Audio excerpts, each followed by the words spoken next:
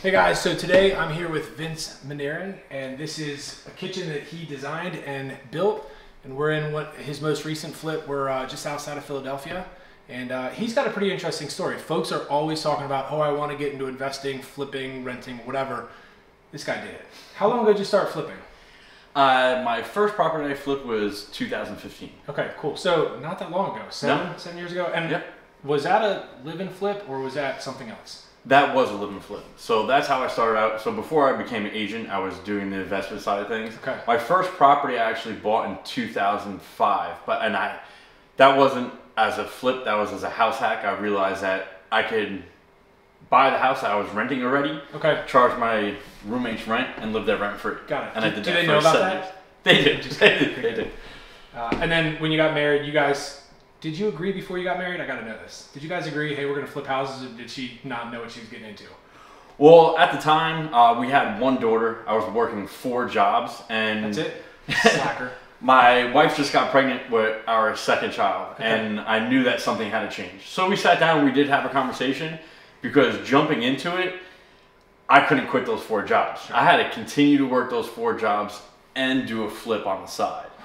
And that first flip that we bought, we closed on it the week my second daughter was born. I thought it was bad buying a car the day my second son was born, but close on the house, it's crazy. All right, so how many house hacks have you done since then? House hacks, we did... Or live-in flips? We did 3 live-in flips since then. Are you live-in flipping where you're at now, or are you staying put? That was the intention of the one we're in right now, but we landed in a great area with great neighbors, and we're in a position where we don't have to move if we don't want to. We're always looking for the next one. And if an opportunity presents itself, we'll jump on it. But we've been there for 3 years now. Usually we're in and out in 2. And so you were there for 3 years. You bought it. You did the work. How long did that take? So most of them, the live-in flips, we move in and do the work while we're living there as well. This one, we were able to get a good bit of it done before we moved in. But it almost becomes like the cobbler's son at that point, where, you know, you're living in that house, flipping it, but because one of the great benefits you get from the live and flip is that your holding costs aren't there, because you would be paying a mortgage anyway, you'd be paying insurance, all that stuff anyway. So all the focus goes on to the other projects that you're doing that are costing you money every single day. So those always got the attention first, and then that live and flip, because we had 2 years to do it as well. Timeline's not as important. Speaking of 2 years, let's transition for a second. By the way, that's really cool. And if you've ever wondered, like, how can I creative? There's so many creative ways. I'm not the expert, but I've got some friends who are at least on their way to becoming an expert, or they've done it enough times to talk about it, which is pretty cool. That being said, 2 years. When I walked in, and one of my favorite parts about like being your friend is I get to see all the work pretty intimately as the photographer and the videographer. And this place is absolutely stunning. I saw it when it was down to the studs. I poked in the window. Friend lives right around the corner. You've been here for 2 years. So I love hearing your stories. Share a little bit about like how you figured out that this is a place you're going to buy, how you got a hold of it, within reason what you did to make that happen, and why it took so long. So for this property, definitely didn't want to hold it for 2 years. The reason we the reason we hold the live-in flips as 2 years is the taxes. So you don't have to pay any capital gains on the taxes if it's your primary residence and you live there for 2 years. This house, it was actually a duplex, and we send out. So you'd be in one half of the house, and I'd be in the other, based on. Yep, exactly. The wall was pretty much separating us right here. My wife does a lot of the marketing, so she sends out about 2,000 letters a month. This is one of the properties that got one of our letters. It was a duplex. On the side that you're sitting in was the owner who lived here, and then he had a tenant upstairs that was not paying rent. He was an older gentleman in her upper 80s, and he just needed care all the time, so he was going to go move in with his son. So he was moving out, and he knew he had a tenant that wasn't paying, and the place was a mess. It was a hoarder's house. There was stuff everywhere.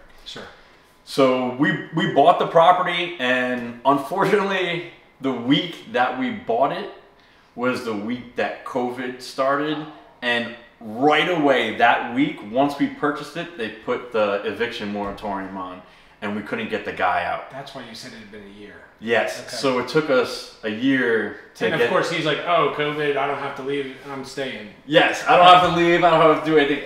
And the guy actually, he did clean outs for a living too. And I even offered him to clean out for money, and he just didn't want to leave. Yeah. Okay, so the first year was just stuck with a moratorium. Yes. And so then it took about a year, and I know you mentioned there was an I-beam that took 2.5 months. Yes, correct. With the pandemic, there's a lot of shortages on materials and stuff like that.